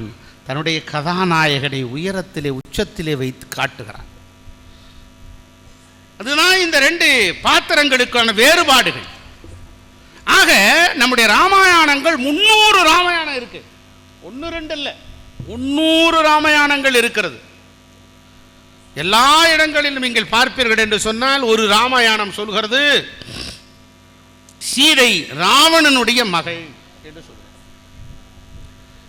அவள் சீதை ராவணனுடைய மகனாக இருக்கிற போது ஜனகனுடைய பகுதியில் காட்டு பகுதியை விட்டு விட்டு வருகிறான். அந்த ஜனகன் எடுத்து வளர்க்கிறான். அதன் பின்னால் வளர்கிற போது 2 குற்றச்சாட்டுகளை அந்த இதிகாசம் சொல்கிறது ராவணனின் மீது. ஒன்று, அடுத்த பெண்ணுடைய மனைவியின் மீது காதல் உற்றதற்கு ஒரு குற்றச்சாட்டு, இரண்டாவதாக தன் பெற்ற மகளின் மீதே காதல் கொண்டதற்காக 2வது குற்றச்சாட்டு என்று வைக்கிறது அந்த இதிகாசம். இன்னொரு காப்பியம் பௌத்த ராமாயணம். பௌத்த ராமாயணத்தில் என்ன சொல்லுகிறது தெரியுமா நண்பர்களே? அதில் சீதா என்கிற பாத்திரமே இல்லை. சீதா இல்லாம ராமாயணம் உண்டா? இருக்கு பௌத்த ராமாயணத்தில். இப்படி எண்ணற்ற காப்பியங்கள் இந்தியாவிலே மாத்திரமல்ல, திபேத்தில் இருக்கிறது, பிலிப்பைன்ஸில் இருக்கிறது, தாய்லாந்தில் இருக்கிறது, நேபாளத்தில் இருக்கிறது, ஜப்பானில் இருக்கிறது, இலங்கையில் இருக்கிறது. இப்படி எண்ணற்ற 300க்கும் மேற்பட்ட ராமாயணங்கள் இருக்கிறது. நம்முடைய இந்தியிலே ராமாயணத்தை எழுதியவர் துளசிதாசர். அவர் ஒரு ராமாயணம் எழுதியிருக்கிறார். நீங்கள் கன்னடத்திலே புயம்பு என்கிற ஆகச்சிறந்த கன்னட ஆளுமை ஒரு ராமாயணத்தை எழுதியிருக்கிறார். தெலுங்கிலே யதுகிரி முல்லா என்கிற ஒரு ஆகச்சிறந்த ஆளுமை தெலுங்கிலே கம்பராமாயணத்தை ராமாயணத்தை எழுதியிருக்கிறார். அதை போல வங்காளத்திலே கீர்த்தி கோஷ் என்கிற வங்கமொழியினுடைய கீர்த்திமிக்க புலவர் ராமாயணத்தை படைத்து நிற்கிறார். அதை போல கேரளத்திலே எழுத்தச்சன் வல்லத்தோன் போன்றிருக்கிற அறிஞர்கள் மலையாளத்திலே எழுதியிருக்கிறார்கள். இவர்களெல்லாம் கம்பனை போல அந்தந்த மொழிகளே பேசுபொருளாக இருக்கிறவர்கள், பாராட்டப்படுகிறவர்கள், போற்றப்படத்தக்கவர்களாக இருக்கிறவர்கள், வணங்கத்தக்கவர்களாக இருக்கிறார்கள். அப்படிப்பட்டவர்கள் கொண்டிருக்கிற இந்த நூல்தான் ராமாயணம் என்கிற மகத்தான காப்பியம். அப்படிப்பட்ட காப்பியத்திலிருந்து தான் கம்பன் எப்படி வேறுபடுகிறான் இங்குதான் நீங்கள் பார்க்கணும், அடிக்கோடிட வேண்டும். 3500 ஆண்டு கால பழமை மிக்க நம்முடைய மொழி, செம்மொழி தகுதி பெற்ற மொழி. இந்த மொழி கம்பன் ராமாயணத்தை எழுதியால் கம்பனுக்கு பெருமையா? கம்பனால் பெருமையா? இல்லை. ராமனால் பெருமையா? இல்லை. தமிழால் பெருமை. தமிழால் பெருமை. அமிழ்திடும் இனிய மொழி அல்லவோ தமிழ் மொழி. தோளில் விழுந்த தொகை மேலாய், கோளில் சிறந்த குடிர்சாய் திங்களாய், முறுக்கு உடைந்து மணக்கும் மலராய், சிறகினில் தத்தும் செங்கால் அண்டமாய், அமுத முடிபகர் இடையின் பிம்பமாய், குமுத மலர்வழி கவரும் கருங்குடல் வாழும் எழிலாய், வசந்த பொழிலாய் திகழும் தமிழ் அன்னை. எப்பேற்பட்ட தமிழ் மொழியில் இன்னும் சிறப்புமிக்க அந்த பண்பாட்டு நாகரிகத்தை தமிழரோடு கடந்து நிற்கிறான் கம்பன். உங்களிடை பிறந்து உயர்ந்தோர் சுலவிலங்கி வீங்கொடிநீர் ஞானத்து இருளகற்றி ஆங்கோர் விண்ணேர் தனியாடி வென்றதொரு ஏனையது தன்னேரில்லாத தமிழ் என்று பேசுவார். விண்ணேர் என்று சொன்னால் எது? கதிரவன். கதிரவனோடு தோன்றியது எம்மொழி தமிழ் மொழி. கதிரவன் எப்போது தோன்றியது தெரியாது. தமிழ் மொழியும் அப்படித்தான் தெரியாது. கன்னடமும் கடிதலெங்கும் கவின் விடையாளமும் துருபு முன்னுதரத்து உதித்தெருந்து ஒன்றுபலவாகினும் ஆரியம்போல் உலக விளக்கு அடிந்து உடிந்து சிதையா உன் சீரிடமை செயன் பிறந்து வாழ்த்துதுமே. மனோன்மொழி. யாமறிந்த மொழிகளிலே தமிழ் மொழி போல் இனிதாவது எங்கும் காணோம். பாரதி. தமிழங்கள் இளமைக்கு பால் என்ப தமிழங்கள் புகழ்மிக்க புலவருக்கு வேள் மாவேந்தன். கதிர்விடுத்து புலம்புவில கடல் கொதித்து சூடாற்ற முதுமிகு நிலப்பரப்பின் முதற்பரப்பு தோன்றிவிட நதிவருமுன் மணல் திருமுன் நலம்படத்த தமிழரங்கே பதி மதுரை பெருவெளியில் பாண்டியர்கை பார்த்தவளே கண்ணதாசன். பொழுதளந்த நேரத்தினை புல்லறியும் பூ மலர்ந்த நேரத்தினை வண்டறியும் சேய் பிறந்த நேரத்தினை தாயறிவாள் செந்தமிழே உன் பிறப்பை யார் அறிவார்? யார் அறிவார்? அப்பேற்பட்ட தமிழ் மொழியில் எழுதிய காரணத்தினால்தான் கம்ப ராமாயணத்துக்கே பெருமை. இந்தியிலே எழுதியிருக்கிறார்களே, வால்மீகி சமஸ்கிருதத்தில் எழுதியிருக்கிறார்களே, அந்த சமஸ்கிருதத்தில் எழுதியிருக்கிறதுக்கு யர்மித்ரா என்றால் யாருடைய பேர் தெரியுமா? கம்பன் எவ்வளவு அழகாக பேரை சூட்டுகிறான், இலக்குவன். எங்க 1000 வருடத்திற்கு முன்பு லா ரா லகரம் ரகரத்திற்கு முன்பாக ஈ சேர்க்க வேண்டும் என்று சொன்னவன் கம்பன். 1000 வருடத்திற்கு முன்புங்க. இன்னைக்கு ஸ்கூலில் சிபிஎஸ்சி ஸ்கூல்லாம் போனீங்கன்னா, சாரி அங்கிள் எனக்கு தமிழ் மட்டும் வராதுங்க. வேற எதில் வேணாலும் நீங்கள் கேளுங்க, தமிழ் ப்ளீஸ்.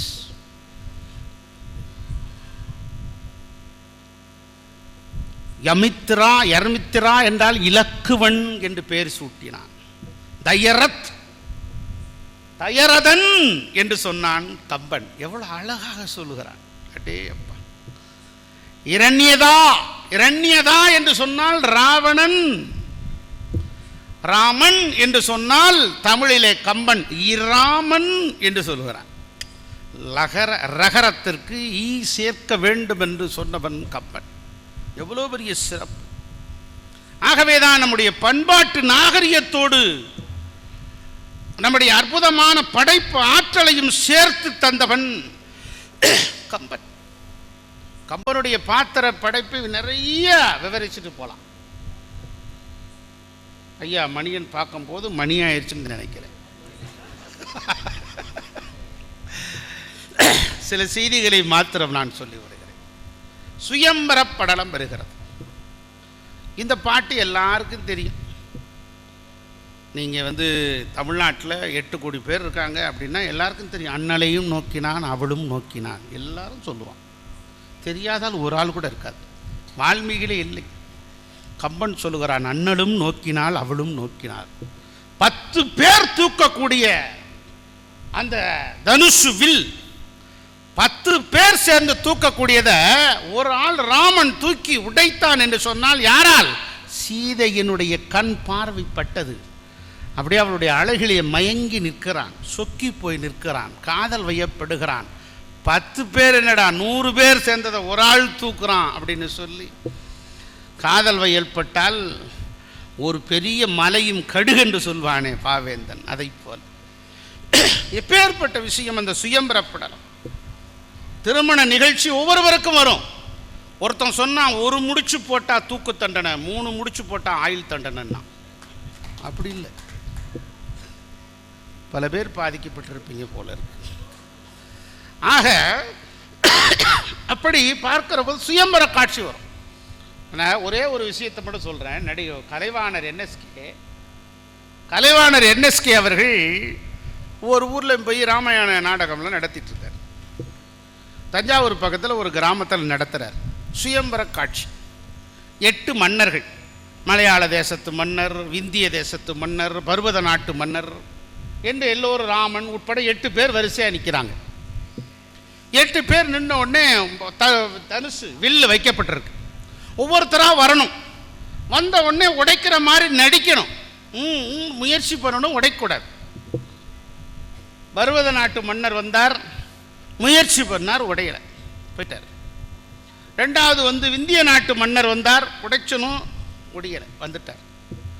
கேரள நாட்டு மன்னர் வந்தார், சேர நாட்டு மன்னர் உடைக்கணும்னு முயற்சி பண்ணார், உடைஞ்சிருச்சு. அந்த ஊர்க்காரன் சொல்கிறான், வில்ல உடைச்சனுக்கு தானே சீதையை கொடுக்கணும், கட்டி விடாங்கிறான். நாங்கள் சத்தியத்துக்கு கட்டுப்பட்டவங்கிறான். என்னடா ராமனுக்கு தானே சீதையை கொடுக்கணும், நீ வில்ல உடைச்சவனுக்கு தானே சீதையை கொடுக்கணும், அதான போட்டி அப்படின்னு பிரச்சனை. சரி, என்எஸ்கே சமாதானப்படுத்தி இல்லைங்க அது தப்பாக போயிடும். அது மட்டும் இல்லை, இவன் ஒரு சீனுக்கு தான் வர்றவன், அடுத்த வசனம் இவனுக்கு தெரியாது. ஆக உள்ளே கூட்டு போய் எவன் அந்த வில்லை ஒடிச்சானோ அவனுக்கு நல்ல அடி விட்டு, எவன் கட்டி வச்சானோ ஆர்ட் டைரக்டருக்கும் நல்லா அன்னைக்கு உனக்கு சாப்பாடே கிடையாதுறான்னு சொல்லி ஸ்க்ரீன்லாம் போட்டு ஊர்க்காரங்களாம் முடிவு பண்ணி இப்போ உடைங்கடான்னு. சரி, இப்போ மீண்டும் ஒவ்வொரு மன்னராக வர்றாங்க. பர்வத நாட்டு மன்னர் வருகிறார், மலையாள நாட்டு கேரள நாட்டு மன்னர் வருகிறார், இந்திய நாட்டு மன்னர் வருகிறார். 5ஆவதா ராமன் வர்றார். உடைச்சு பார்க்குறாரு, உடைக்க முடியல. இவன் நல்லா கட்டி வச்சுட்டான், எவனாவது உடைச்சிருவான். எவனாவது கிடைச்சிட போகிறான். அடி வேலை விழுந்திருக்கு உள்ளே கூட்டு போய். அதனால் இந்த வில்லை உடைக்காமல் இருக்கிறதுக்கு ஸ்ட்ராங்காக கட்டி வச்சுட்டான். ராமனாலே உடைக்க முடியல. அதான் என்எஸ்கே சொல்வார், டாக்டர் விசாகபுரமாக ரொம்ப உற்சாகமாக கேட்குறாரு. அதாவது என்எஸ்கே தான் சொல்வார், அந்த ஊரில் சீதாவுக்கு கல்யாணமே நடக்கலையா, வில்லை எவனுமே ஒடிக்க முடியல, ராமனையும் ஒடிக்கலான்னு பார்த்தா முடியலைன்றார். இது ஒரு நகைச்சுவை நடந்த நிகழ்வு. எங்கள் வாத்தியார் கூட அடிக்கடி சொல்வார். ஒரு ஸ்கூலில் இன்ஸ்பெக்ஷன் நடந்தது.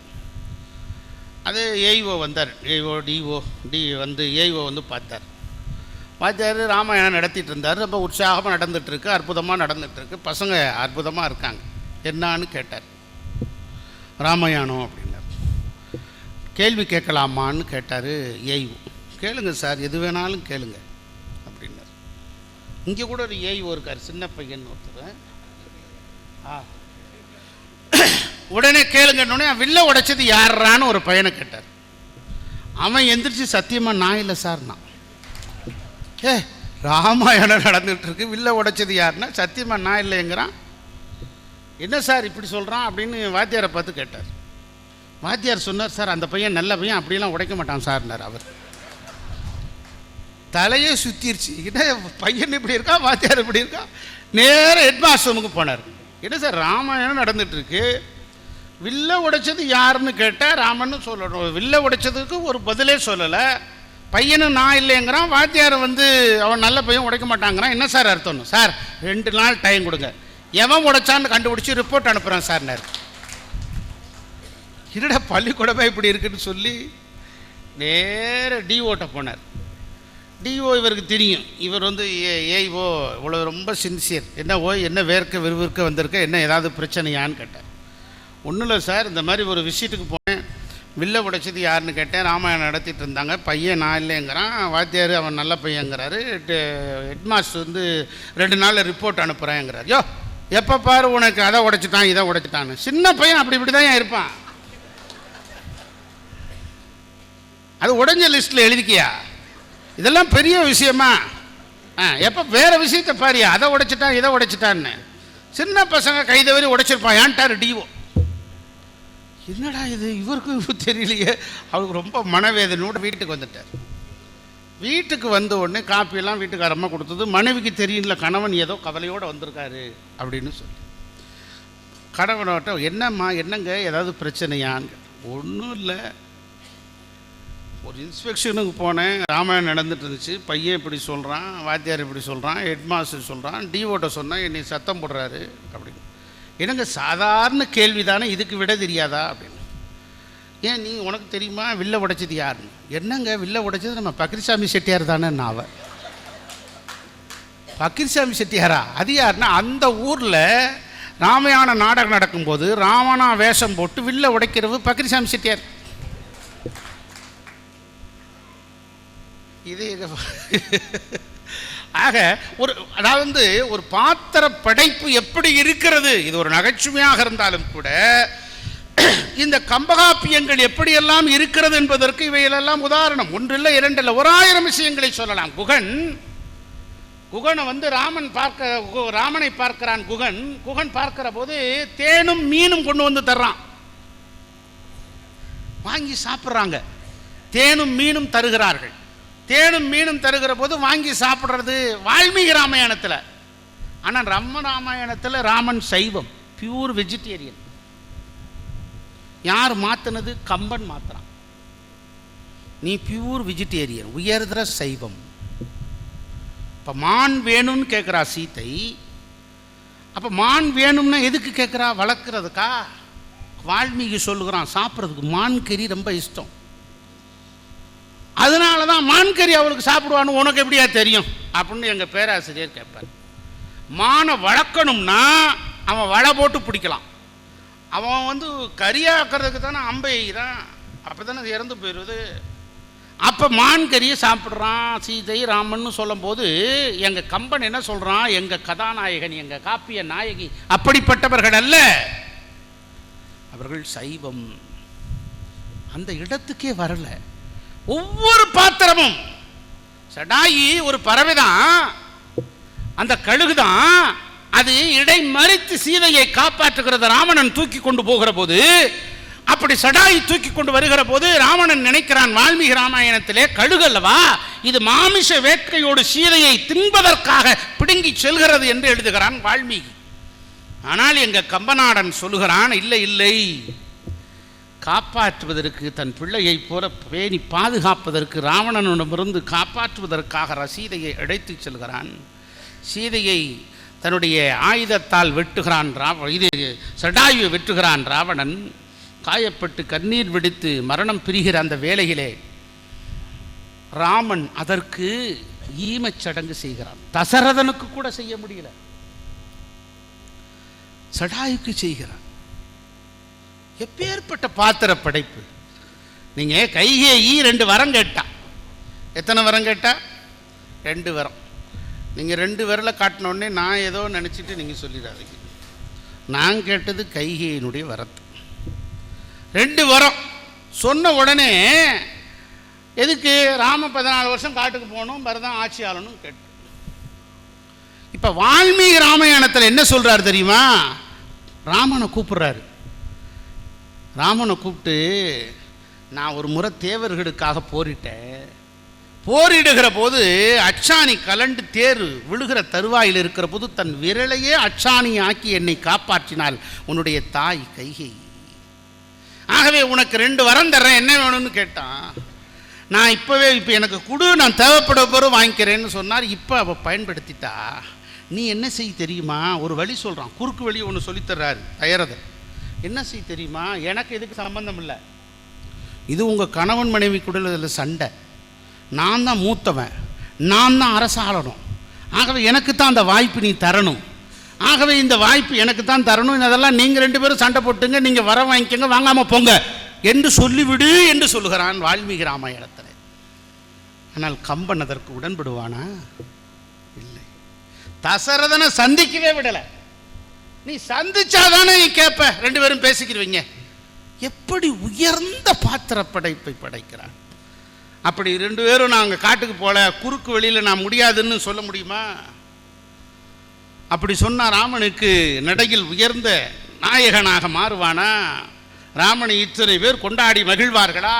கம்பகாவியத்தை 1000 ஆண்டுகள் கடந்தும் நின்று பேச முடியுமா? எப்பேற்பட்ட விஷயம்! அதனால தான் ஒவ்வொரு பாத்திர படைப்பையும் கம்பன் அணு அணுவாக செதுக்கி செதுக்கி சேர்க்கிறான். அவ்வளோ பெரிய விஷயம். ஒவ்வொரு விஷயத்தையும் ஆழ்ந்து ஆராய்ந்து நீங்கள் பார்ப்பீர்கள் என்று சொன்னால், அப்படி மண்டோதரை அந்த படலத்திலே அழுது குவிக்கிறாள், கண்ணீர் விட்டு கதறி அழுகிறாள். தன்னுடைய ராவணனுடைய உடலிலே ராவணனுடைய உடல் முழுவதும் அம்பு தைக்கப்படுகிறது. தைக்கப்படுகிற உடல் முழுவதும் அம்புகள் எய்யப்படுகிற போது எல்லாம் சல்லடை துளிகளாக தைத்திருக்கிறது. அந்த அம்புகள் உயிரை கொள்வதற்காக போய் தைக்கவில்லை, சீதை மேல் அவன் எங்கெல்லாம் காதல் உற்றிருக்கிறான் என்பதை தேடி தேடி கொள்கிறது என்று சொல்கிறான். தான் பாத்திர படைப்பு. ஆகவே காலம் கடந்து நிற்கிற இந்த பாத்திர படைப்பு நம்மை வெஞ்சி நிற்பது கம்பன் காவியம். கம்பன் நெஞ்சில் 1000 கம்பன் செய்த 1000 நெஞ்சில் நிற்கும் 1000 என்கிற கவிதையை பாடி, இறை 1 இனம் 2 தமிழ் 1 திசை 4 புலனைந்து சுவை 6 சுரம் 7 திக்கட்டு ரசம் 9 என்று வகுத்து வாழுகிற தமிழ்நேரத்துக்கு அடையாளமாக, அங்கீகாரமாக, முகமாக, முகவரியாக தந்து ஈடற்ற நம்முடைய இலக்கியத்தை தந்த கம்பநாடானை போற்றி பாராட்டி மகிழ்ந்து வணங்குவோம். நன்றி, வணக்கம். மிக மிக சிறப்பாக விழா பேருரை நிகழ்த்திய எங்களுடைய வணங்குதலுக்குரிய ஐயா மேனாள் தமிழ்நாடு பள்ளிக்கல்வித்துறை அமைச்சர் முனைவர் வைகைச் செல்வன் ஐயா அவர்களுக்கு பலத்த கரவொலி எழுப்பி எங்கள் கம்பன் கழகத்தின் சார்பாக நன்றியையும் அன்பையும் வணக்கத்தையும் புலப்படுத்திக் கொள்கிறோம். அடுத்த நிகழ்ச்சிக்கு அரங்கம் தயாராகுகிறது.